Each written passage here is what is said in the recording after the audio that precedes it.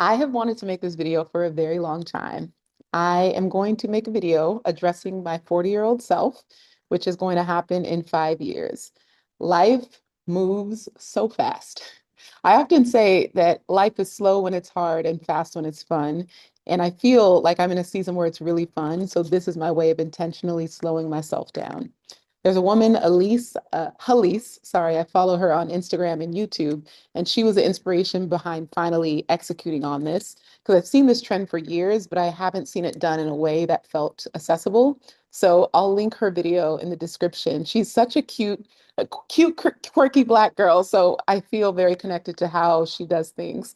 So yeah, I'm just going to go ahead and list off a few questions that I'm going to answer in 5 years, which is crazy, and just see how my life has changed and evolved.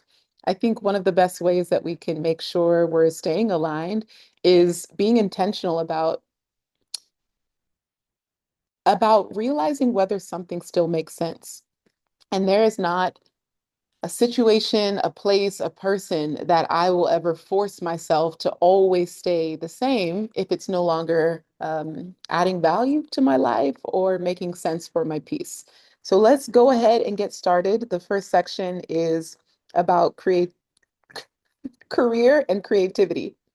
Okay, number one, Glow, did you finally publish your book?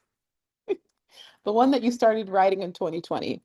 Uh, did you publish a second book? Because yeah, we know currently the reason you fear writing a book is because you feel like you have too many stories to tell. And you want to make sure that this book that's going to be for the mass market is the one that's most needed. But I feel like you have to let yourself fail. Don't try to be a New York Times bestseller on your first traditionally published book. Like allow the process to just be fun and be something that is a result of you having stuff to say. So did you publish it, girl? And did you publish a second? Next question. Did you go on tour? Did you go on tour? You've always wanted to go on a speaking tour, but you wanted it to make sense for your business, so you've always hesitated. You really love connecting with people at scale, but you also love it to feel intimate. And so tours where people can come be in the audience, but also be a part of the performance is something that's really exciting for you. And Mel Robbins has graciously allowed you backstage on her tour in London, and you really got to see how it all comes together. So whether it's connected to your book or just something that you do for fun to connect with your community, I hope I hope you did it by now. And if not, do it this year. 40 is a great year, I'm sure. Next, did you build that physical product yet? So I don't want to give too much away right now, but when I'm 40, you'll know.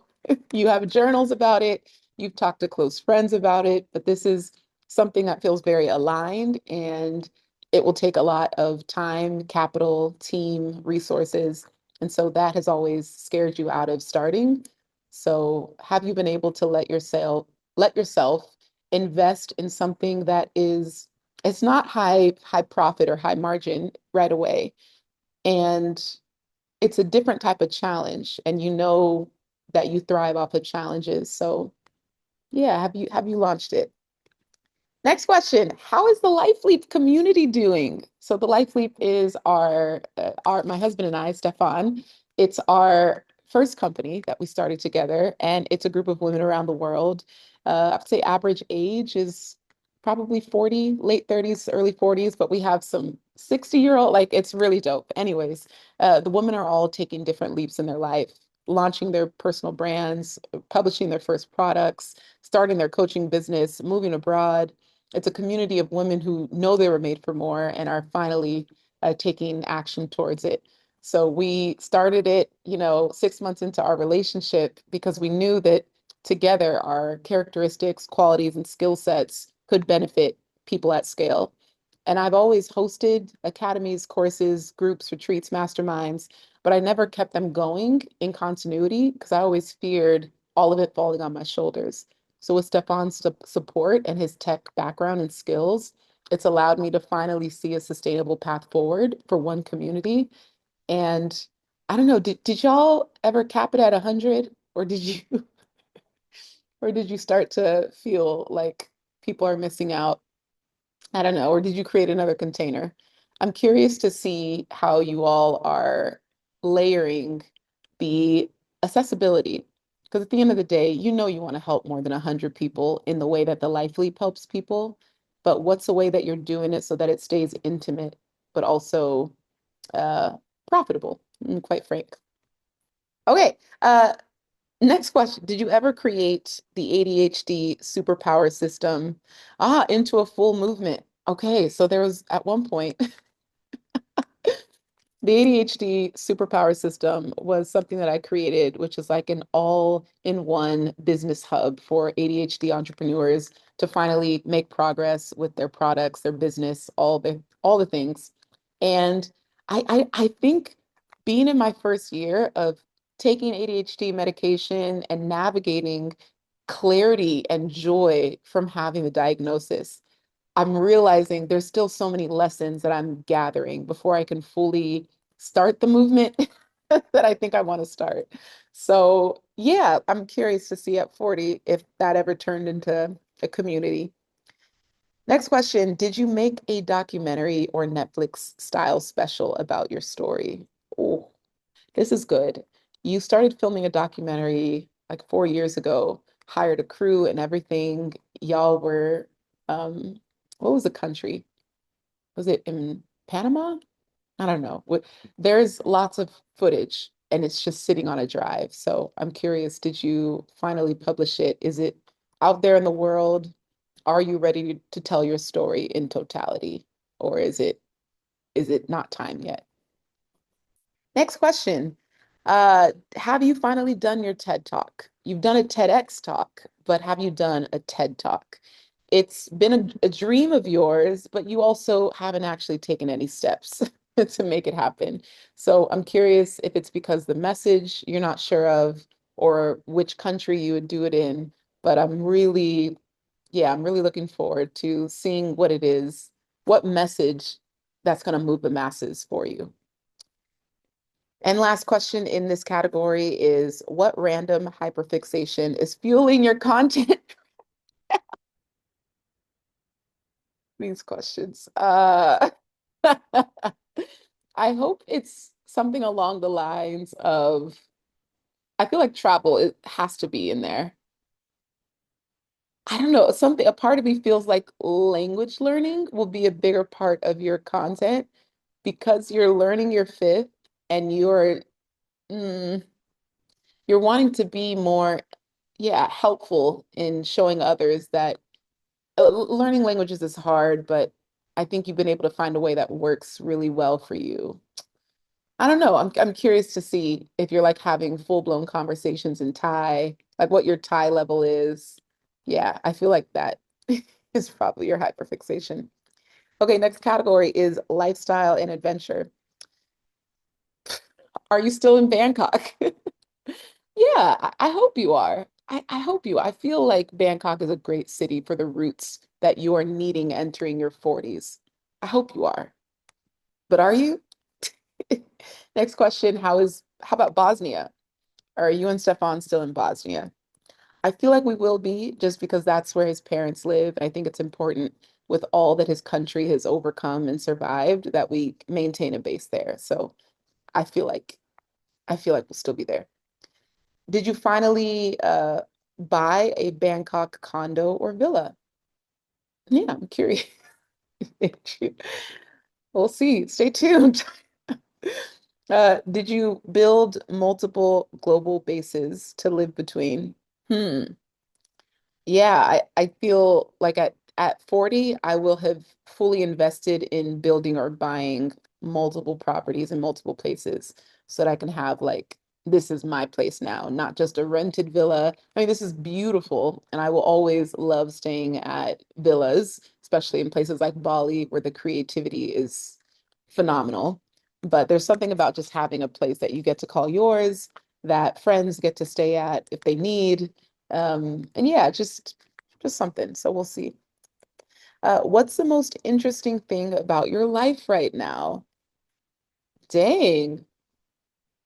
At 40, I hope it's your Your relationship with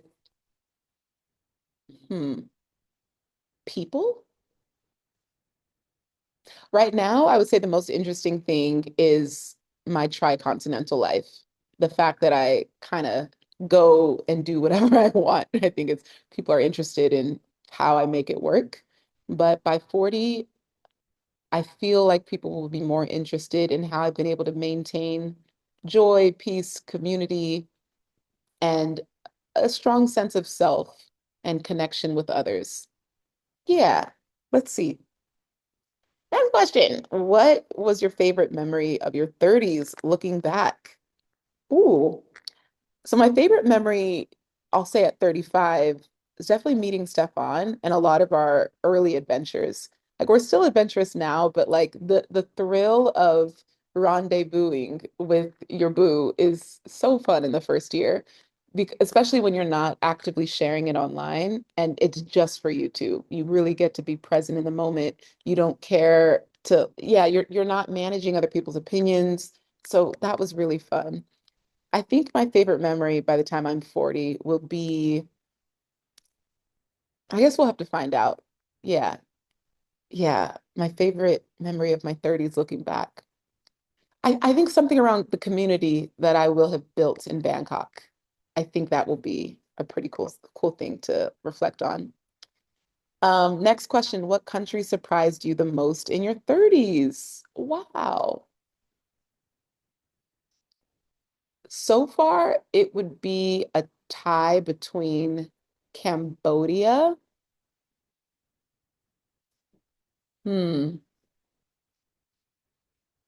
Hmm. Hmm. Cambodia and Grenada? Hmm. This is hard.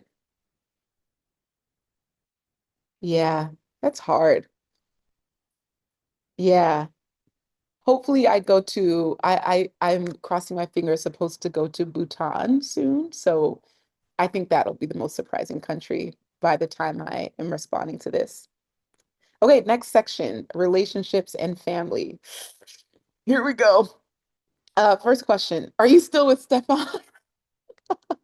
Listen, we love a transparent queen. Yes. By 40, let's see. Are you, girl? Are you? Are y'all fighting to make it work? Yeah, I think, the Hollywood version of love and then the real world application of partnership is such a beautiful fusion. And ultimately, here's what I've recognized about relationships. You don't need to search for someone who is perfect and checks all these boxes and you fully agree with everything that they do and think. I actually think it's more about companionship. Who do I want to crack jokes with at midnight on my worst day? Who can I trust to take care of me on my deathbed? Who can make the best days even better and the worst days even better? Like I really feel like the best parts of what make partnership, marriage, long-term relationships work are the unsexiest parts of what is romanticized in Hollywood movies. So yeah, I feel like if Stefan and I don't work, it'll either be because at some point he will wake up and be like, actually, I want to have kids. And I'll be like, love that for you. Let me help you find a person to grant you that wish because it ain't me. And we've had those conversations. Like, I've been very clear about my desire to be child-free by choice for it's been years, at least 7 years, maybe longer. I've suppressed it maybe the first couple years, but I've been really clear ever since 30. And for him, he's 2 years younger than me, so he's 33. And I think being an only child, it's a different ball game. You think about your legacy as a man, offspring carrying your last name. And you also look at the state of the world and you're like, do I want to bring a child into this? So we've had very honest conversations where, if he does desire kids, I absolutely want him to have that. And I don't want to get in the way of him having that. And I also will not sacrifice my happiness and my choices and stay in a relationship where it's no longer aligned. So having that clarity and all us having those conversations early on allows us to navigate with a lot more freedom because we're not fearing someone changing their mind and worst case scenario. We both know we're two individual people coming together to make each other's lives better, easier, happier, all the things. And the day that that no longer is happening, we need to have that conversation. So I think I've also, having half of my friends going through at least one divorce, I'm so much more in tune with reality. I think in your 20s, you're kind of like, oh, just talk it out, communication. And now you realize, no, at a core level, if something is no longer making sense for the life that you planned out or the life you desire, there should be no guilt in leaving. So, anyways, girl, y'all still together? Did any of your siblings get married? I hope so. I hope there's at least one so that the pressure can move away from me. Because I still have family members that think we need to do a traditional wedding, it's literally is my worst nightmare, is having a bunch of people staring at us as we display our love for each other. That sounds mortifying. And a traditional Nigerian ceremony is even more chaotic, more stressful, more expensive. Yeah, I don't want that. And then my decision to not have kids also still doesn't make sense to them. So another sibling getting married would put all the pressure on them. And I would absolutely love that. I'm one of six kids, middle child. So I hope, I think the youngest is turning 25 in December. I feel like he is the most primed for marriage. He's a boy. So I think he's the most primed for desiring marriage and pursuing the woman that he wants. So, okay, next question is when's the last time you saw your family? Okay, Glow, you got to be honest with yourself. At one point, the last function that we had was last summer, and that was traumatic. Family is interesting. Nigerian dynamics are even more complicated. And I think there's a couple of us in the sibling circle that we've opted out of obligations that aren't actually obligations. And so flying home for Christmas used to be something I felt forced and obligated to do. And then, because of naturally the life that I'm living is not agreeable to my elders. And so I have to go there. Before I even get there, I'm defending my life, defending my choices. And that beats you down after a while. And I got to a point where I was like, I don't have to keep doing this to myself. I can love family from afar. And granted, my siblings are all super supportive. And I'm sure they're a flight away from visiting me in Thailand. I think they're all ready to take trips because some of them have been working hard for many years and haven't given themselves like a proper vacation. So it would be amazing if we do like a sibling reunion in Bangkok. All six of us would be pretty sick. Okay, do you have kids or spiritual children that you mentor? I hope to God I don't have kids. I just, I really, and this is no offense to parents. I just recognize that it's a different type of gifting and ministry that people who are called to be parents, I think they have. I don't have that, and I'm self-aware enough to know that without ruining someone's life by forcing them to live with my choices that I will regret. So I hope I don't have kids, but spiritual children, similar to how Oprah has, what's her name? There's a woman there's a couple women that Oprah kind of like not adopted, but she mentors and they're all grown. I would love to have teenagers, maybe early 20s, that I can just like care for, look after, help, mentor, guide. Yeah, because at the end of the day, I love to help. I love to teach. I love to mentor and all of that. I think the 24/7 obligation of it is really unappealing to me. So yeah, I do hope I have some mentees. Yeah. How's your friend group and are they all international? I wouldn't be surprised if like I have a best friend in, I don't know, Morocco and a good friend in Germany and then another friend in Ireland. Like I wouldn't be surprised if I just start meeting a bunch of people who are all over the world. And naturally, when you're traveling, and I still do a lot of solo travel, and you just meet people. You just meet people at events, at restaurants, at the beach, and you randomly keep in touch with each other. And then at some point, you become Facebook friends. And then 10 years later, you're still keeping up with like their kids, their growth and their lives. It was really fascinating. But yeah, I wouldn't be surprised. And again, I would say half of my friends have all left the US. Half of my US friends have, sorry, not all of them, obviously, but I would say like my core 20, 10 of them have now left the US at this point. So I would not be surprised if all of us are international. Next question, did you ever create the Woman of Faith global community and retreats?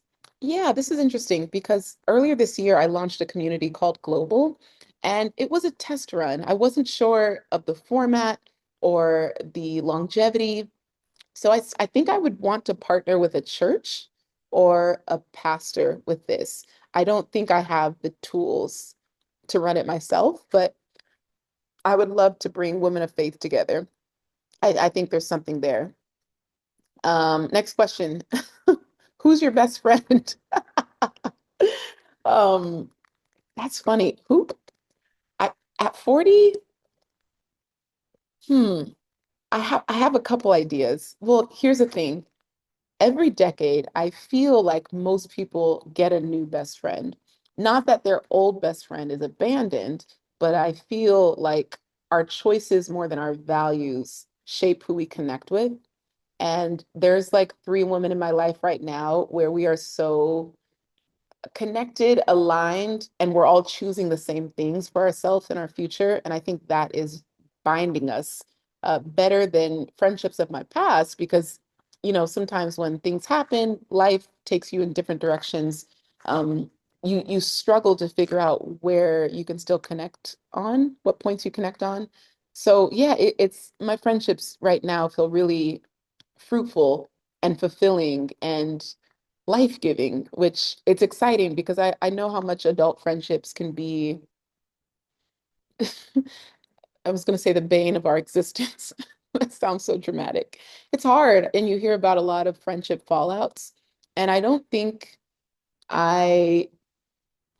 I want to I can't even use the language of falling out anymore because I think life naturally takes you in the direction of the current. And if you are flowing and floating in a certain direction, then naturally you're going to connect more with people over here. So I don't think I've fallen out with anyone, but I do think that I've built stronger connections, friendships, and relationships with people that have matched the current stage of life that I'm in. Cool. And last question in this section, who's been the most influential person in your life in your late 30s? I'm very curious about this question. Yeah, who's been the most influential person in your late 30s? If I were to answer for my early 30s, it would probably be, I'm trying to think of a YouTuber because I feel like I spend so much time on YouTube. Um, The most influential person in my late 30s, I don't know, but my early 30s, who's influenced? This is probably a wrong answer, but this is as of lately. I I don't know if I shared this in yesterday's video, but I talked about a book by Elizabeth Gilbert, All the Way to the River, and it is chaos in written form. She is a literary genius in how she transcribes her pain on paper. I am so moved by her literary gift to just honor her truth and put it out there. And it is so deeply raw and human and relatable and brilliant and brutal. And my goodness, it really feels like you get to experience hu the human experience at its most brutal level with something that all of us can connect to, which is love and relationships. So Elizabeth Gilbert has really, as of late, inspired me to just, I mean, remove any shame or guilt I feel about any part of my past or my story. And if I feel called to put it in written form. So, yeah, I would say her as of now. And her book, Big Magic, also I read in my early 30s. So, yeah, I would say Liz Gilbert. She's really a fascinating person to me.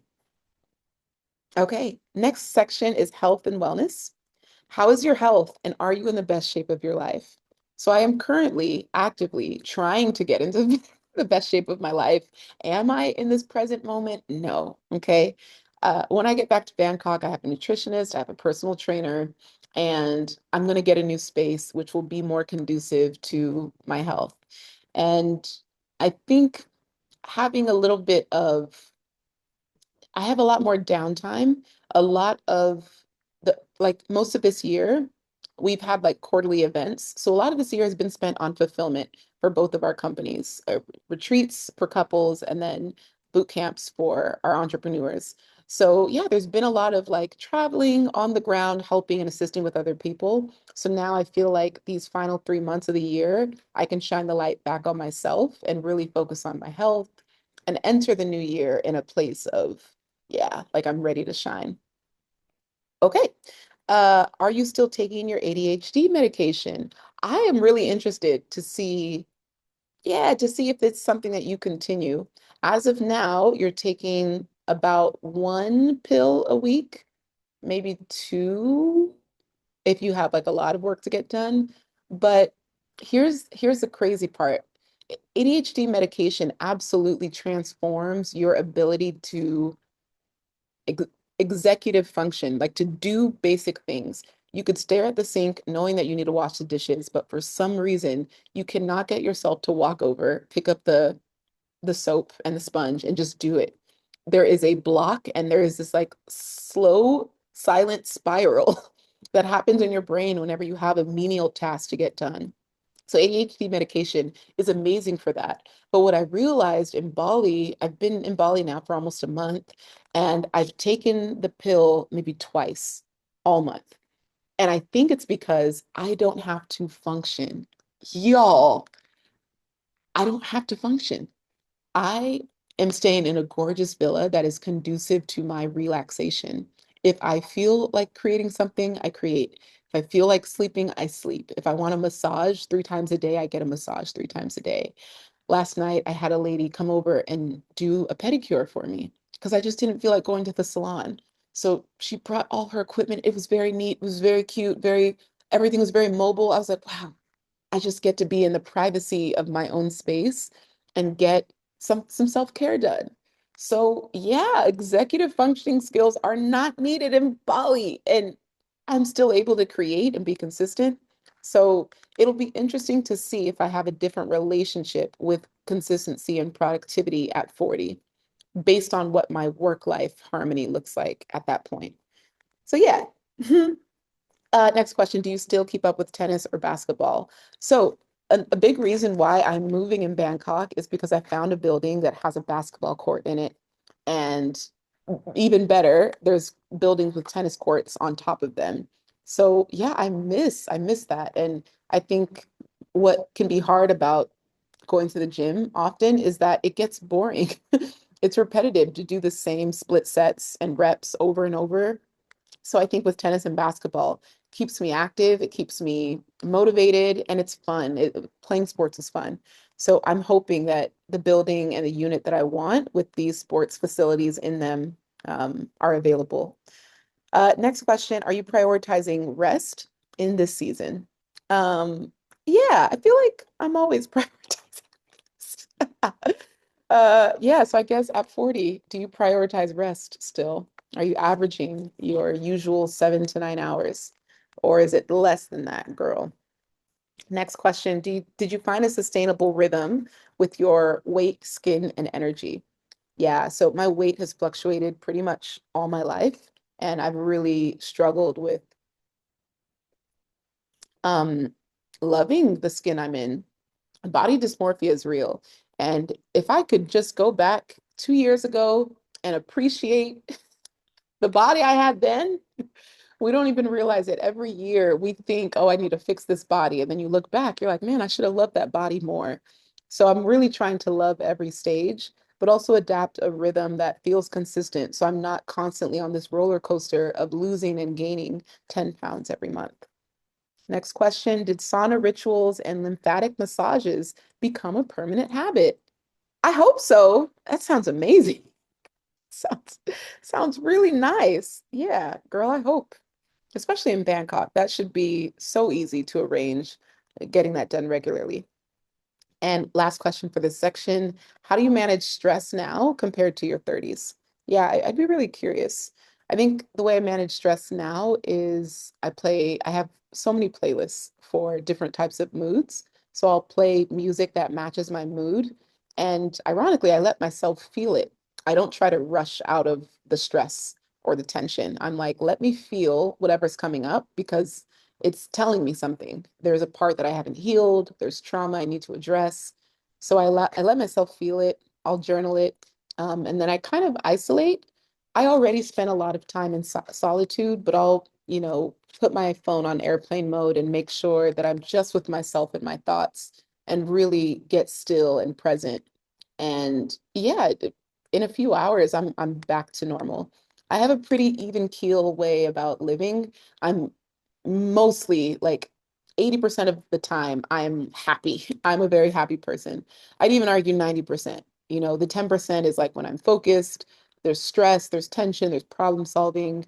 But yeah, I'm like a really easygoing person. So I think if I'm struggling with stress in my 40s or as I enter 40, it might be because I've taken on more work than I actually want.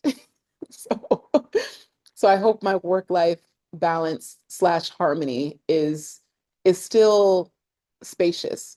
Because the minute my calendar starts to look full, I will get anxious and I'll start to resent the fact that I said yes to so many things. So I hope things are still looking good. Okay, next section is faith and inner life. How is your Bible app streak going? And are you in the thousands by now? Hopefully, yeah, I think I'm at 298 or something, but hopefully, yeah, when you're watching this, girl, your Bible app is at 1,000 plus. Next question, has your relationship with God deepened in the ways you hoped? Yeah, I, if I could answer now, I think my relationship with God used to be conditional. I would say, well, God only loves me when I'm being good, when I'm being obedient, when I'm being whatever. Now I know that God's love is unconditional and nothing can separate me from it. And I don't have to earn it. It's just there, it exists. And yeah, that's taken a lot of work. I grew up in a you have to earn love household. So it's taken a lot to undo that. Next question. Did you write a faith-based book or devotional?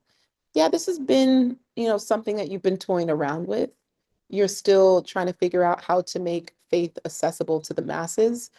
You know that there's a lot of people that have struggled with church hurt and they're just navigating what a relationship with God looks like to them.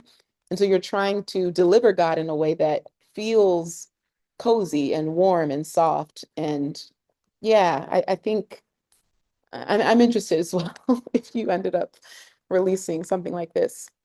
Next is, did you create any type of spiritual community? Yeah, interesting. And how are you balancing ambition with surrender to God's will? This is good. Like your ideas versus God's ideas, a good versus a God idea. Mm. Do you still start your mornings with prayer and reflection? Girl, you better. You better. Next section, two more sections left. Legacy and impact. Did you reach 1 million Instagram followers? Uh, did you reach 1 million YouTube subscribers? Do you feel at peace with money? Yeah, what is your relationship with money? Is it something that, do you have respect for money? I think there was a period in your late 20s or early 30s where you didn't respect the value of a dollar because it came so easy. You were still trying to navigate. You had spent more of your adult years in poverty than with wealth. And so you didn't feel like you deserved it. So you gave away a lot of it. So do you feel like you've been a good steward and you allow yourself to have abundance? Next question, are you mentoring the next generation of storytellers and creators? Yeah, this would be really dope. I've always had a dream to do like university tours. It's crazy. This was before Charlie Kirk was doing them. But to speak to entrepreneurs, budding entrepreneurs that weren't sure about going to college. And yeah, sorry, I was going to speak to high schoolers who were getting ready to go to college, but they knew they were entrepreneurial. And yeah, I mean, I don't desire to do that in the US because that could now be a deadly pursuit. But I hope I can do something here in Asia. That would be amazing. Next question, have you seen your work influence culture beyond social media? I could already say yes to this now, and I wonder what that influence will look like at 40. I feel like I'll give people more permission to just show up scared and sloppy and messy and just build the muscle of consistency as they go, not wait to feel consistent before they start. How do you define success now, and has it changed since 35? Success to me now looks like spaciousness, ease, flow, creativity, capacity, and abundance. Yeah. And last question of this section, did you finally meet Oprah? Oh, yeah, did you? I wonder what the capacity is going to be that she wants to have you on her show or that she wants to interview you. There have been times, yeah, I'm 1 degree of separation from Oprah through 4 people. So I'm like, if I sent the text, no, I'm not that kind of person though. I'm not gonna use someone to get to someone else. That feels very icky to me and transactional. So I think the life that I have to live in order for Oprah to be like, I need this woman on my podcast is I have to be helping people in a way that is so unique, creative, and um, at scale. Like I have to really be delivering a message that feels a little bit controversial, but it's working for a lot of people. So I don't know what that is. I'm not going to force it, but yeah, one day Oprah will call me. Maybe she'll choose me for her book club. That's what it is. Oprah will call me for her book club choice. I call that in. Last section. Oh my goodness, we're finally at the end. This is random and fun. Are you still wearing boho braids? I hope. I hope these are fun. These bring out, I feel like it matches the season that I'm in. These are also very Bali. It feels like I just match my environment. So these are very carefree. Do you have a pet? I hope not. There was one point you wanted a dog, but it was the pandemic and you were lonely. So no. What's your favorite song right now? At 35, it's Baile by Ayau. Ayo. You spell her name Ayau, and the song is called Baile with exclamation mark. That is currently your favorite song, and you've played it an obnoxious amount of times on repeat, and you still aren't tired of it. So, yeah, I'm curious at 40, what song is currently dominating your airwaves? Next question is what random TikTok or YouTube trend have you actually tried? I am not a trends person. I can enjoy when it's artfully done, but I you won't find me tap dancing for the algorithm. Absolutely not. So I don't know what trend you tried, Glow. Have you gone viral for something silly? Yes. I wonder what it'll look like at 40. I feel like every time I go viral, I'm embarrassing myself. Like I'm bungee jumping and crying. That went viral. I'm going down this long tunnel and I'm screaming my lungs out. That went viral. It's stupid stuff. What's your guilty pleasure TV show or habit these days? Huh. At 35, what is my guilty pleasure TV show? Well, Stefan and I finished 4 seasons. That was on Netflix about couples and relationship dynamics. That was really, really well done. I missed that show. I hope it's coming back for season 2, but that one was such a guilty pleasure. Well, wait, guilty pleasure means it's like a bad thing that you enjoy.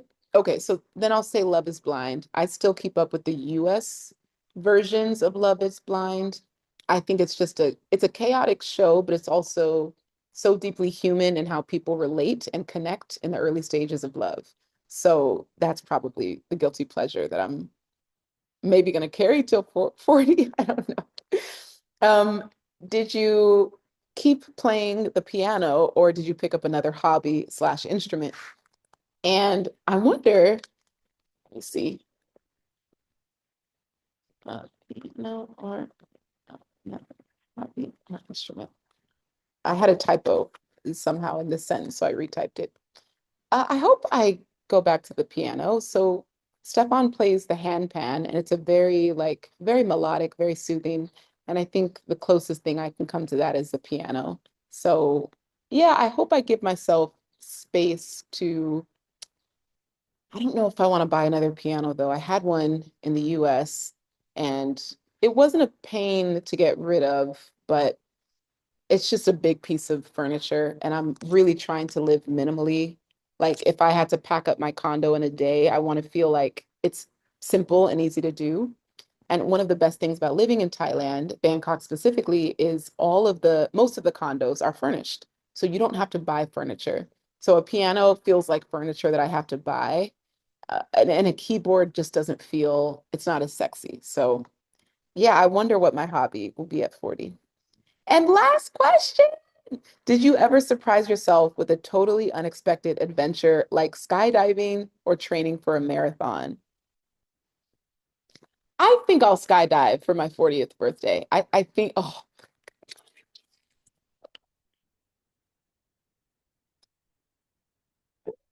when your fear of heights is so strong, saying the word skydive out loud immediately makes a pit in your stomach. Y'all, my body had a visceral reaction to the thought of skydiving. Yo, I'm still, I think I'm still traumatized. We went skydiving in Cabo, me and Michelle Williams. Yes, that Michelle from Destiny's Child. We were in Cabo for a couple weeks and we did indoor skydiving in this it was like a tube. It was crazy. But yeah, I mean, the video is still on her page on Instagram. I think it was back in 2022 or something. But yeah, that was terrifying. And I could not keep my body. So I have hyperlordosis, like lumbar lordosis, but it's hyperextended. So my back, it looks like, why am I even talking about this? Basically, my spine protrudes. So I have a lot of back pain. It if I wanted attention, I could absolutely lead with it, but it's probably the reason why I wear a lot of trench coats and long things in my back because my butt sticks out a lot. And so when you are doing the skydiving, you have to stay flat. You have to physically force your body to stay flat. But because of my butt, I kept dipping because I don't have that balance. So that was a random piece of information. But yay, we did it. We did it, guys. We did it. Thank you for being here. Yeah, I think that's all I have. This was fun. And dear 40-year-old Glow, I am already so proud of you because I know that the decisions that you are making today are continuing to fuel and feed your future. I know that you are so dedicated and disciplined to finding the purest and most aligned life possible. You are always pursuing joy. You are always pursuing warmth, community, help, and being of service. And I think that legacy that you're going to leave, God willing, you have many years ahead of you, but I'm so proud of the legacy you're already leaving. And whenever my day comes, I will be so, I will leave with a happy heart because there's no longing left.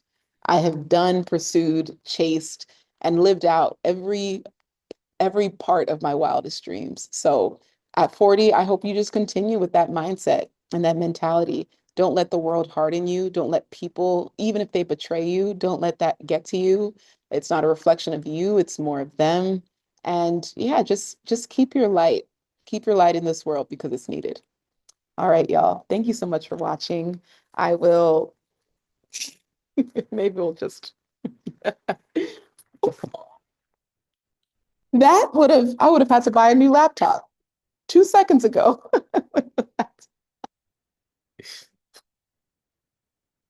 See you tomorrow.